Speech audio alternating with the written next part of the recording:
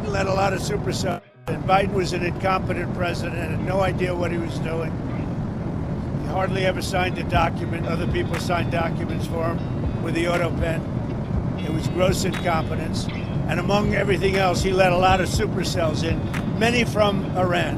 What Biden did to this country should never be forgotten. Do you want any consequences for Israel or Iran for breaking? They didn't do anything. No, they didn't do anything. They would have if I put out a statement on truth, and they didn't do anything.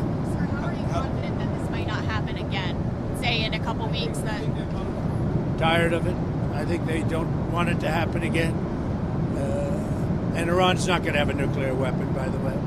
I think it's the last thing on their mind right now. Mr. President, did Iran make any commitments yesterday about uranium enrichment? About what? About uranium enrichment. They're not going to have enrichment, and they're not going to have a nuclear weapon, and they know that. They're going to get on to being a great trading nation. You know, they're very good traders. And they're going to be a great trading nation, and they have a lot of oil. They're going to do well. They're not going to have a nuclear weapon. Did they The promise? last thing on Iran's mind right now is nuclear weapons. Can you clarify what you meant when you mentioned regime change in your Truth Social post the other night? Which? Regime change? Do you want to see regime change in Iran? No. If there was, there was. But no, I don't want it. I'd like to see everything calm down as quickly as possible. Regime change takes chaos. And ideally, we don't want to see so much chaos. So we'll see how it does. You know, the Iranians are very good traders, very good business people, and they got a lot of oil. They should be fine. They should be able to rebuild and do a good job. They're never going to have nuclear, but other than that, they should do a great job, which is exactly where I've been saying for years, you cannot let Iran have a nuclear weapon. But we're going to be with, where's Marco? I think Marco's here someplace.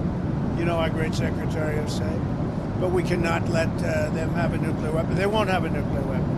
And I will tell you, the last thing on their minds is nuclear weapons. They don't even want to think about nuclear. And our B-2 pilots made this all possible. They had a magnificent hit in the dark of night with no moon, no light, no nothing. They hit the target perfectly, wiped it out. And the press is very disrespectful. I saw CNN fake news going, well, maybe it wasn't a perfect hit, it was perfect. They said maybe it did destroy it. We agree it did destroy it, but maybe it could have destroyed it more. No, it couldn't have destroyed it more. Everyone hit, and it's very disrespectful to those great geniuses and patriots that flew those planes through tremendous danger. So CNN and MSDNC are a disgrace, and so are the others. I mean, they're pretty much all a disgrace. But it's an amazing period of time. Now we're going to NATO. And we'll get a new set of problems. We'll solve a new set of problems. Do you think you'll meet with Zelensky when you're there? Yeah, probably. I'll see him. Yeah. What would you say to him? Say, how you doing?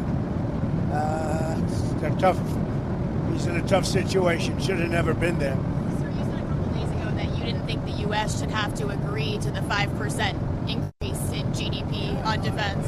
No. Do you want to? I was the one that said that's what they should be paying, as you know. No, I should do something. And they're having a problem with Spain.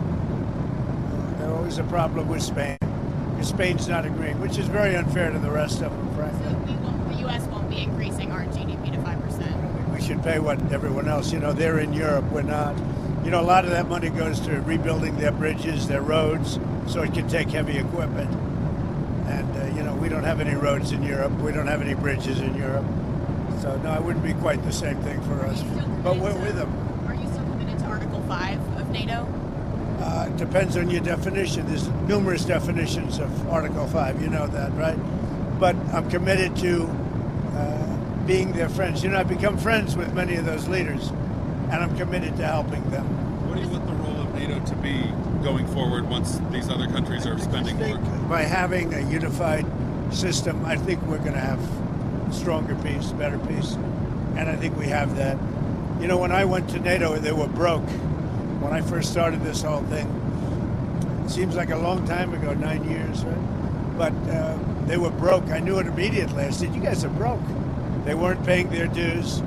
7 of the 28 countries, at the time it was 28, were paying their dues, but they weren't paying very much. NATO was broke. And I said, you're going to have to pay. And we did a whole thing, and now they're paying a lot. Then I said you're going to have to lift it to 4% or 5%, and 5% is better. And they just, I guess they're voting on that today, but they're going to be lifting it to 5%. That's good. It gives them much more power. Mr. President, if there's language in the final summit declaration about aggression by Russia, would you be okay with that kind of language? Well, I'll have to take a look at it, but I'd like to see a deal with Russia. As you know, Vladimir called me up. He said, "Can I help you with Iran?" I said, "No, I don't need help with Iran. I need help with you." And I hope we're going to be getting a deal done with Russia. It's a shame. 6,000 soldiers died last week. More, 6,500 soldiers died last week. Russia, Ukraine, a war that never would have happened if I was president. So enjoy your flight. Let me ask you one more follow-up. In your comments just now about Article 5, that will probably make some people in Europe concerned. Can you clarify what you mean? Are you still committed to mutual defense? I'm committed to saving lives. I'm committed to life and safety. And I'm going to give you an exact definition when I get there. I just don't want to do it on the back of an airplane. Okay? And one other question on energy. What's your take on the oil price situation right now, and are you concerned? Great. I love it. It dropped almost $10 yesterday.